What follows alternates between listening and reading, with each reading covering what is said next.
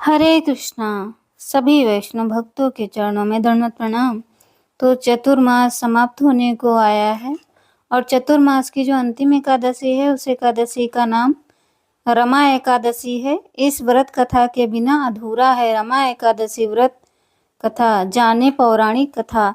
इस साल रमा एकादशी पर काफी शुभ योगों का निर्माण हो रहा है।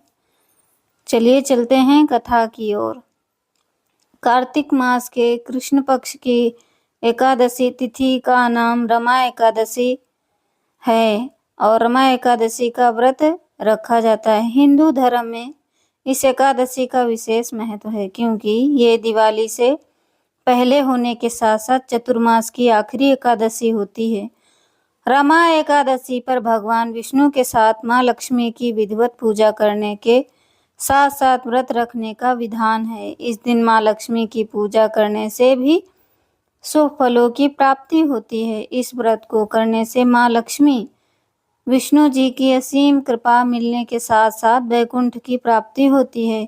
इसके साथ ही जीवन में हर दुख दर्द दूर हो जाता है। रमा एकादशी के दिन विधिवत पूजा करने के साथ साथ इस व्रत का पाठ अवश्य करना चाहिए। इससे शुभ फलों की प्राप्ति होती है। आइए जानते हैं रमा एकादशी की संपूर्ण कथा।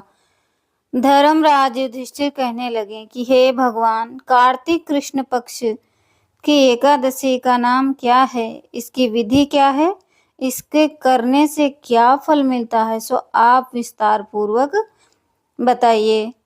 तो ये तो जो पांडव थे वो तो धर्मात्मा थे और वो ज्ञानी भी थे और सबसे बड़ी बात वो परम कृष्ण भगवान के परम भक्त थे।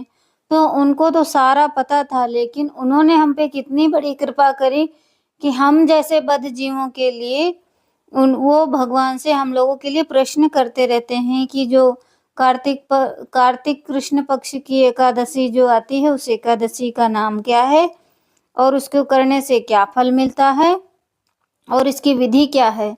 तो श्री कृष्ण कह रहे हैं कि भगवान श्री कृष्ण बोले कि कार्तिक कृष्ण पक्ष की एकादशी का नाम रमा एकादशी है। यह बड़े बड़े पापों का नाश करने वाली है। इसका महात्म्य मैं तुमसे कहता हूँ, ध्यान पूर्वक सुनो।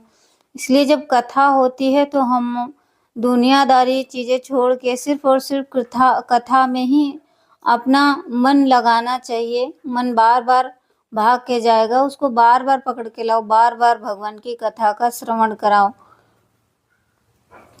और